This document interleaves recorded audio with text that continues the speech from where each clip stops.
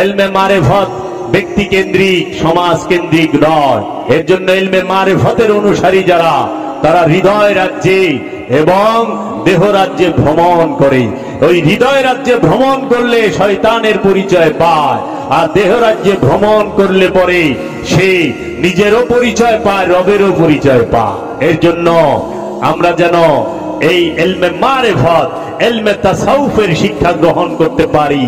আমরা কারো উল্টা পাল্টা কথা শুই না, যেন বিভ্রান্ত না হই, পথভ্রষ্ট না হই।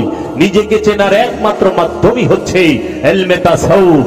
কাহা এ তাজাত তক, কাহা এ গুলামি।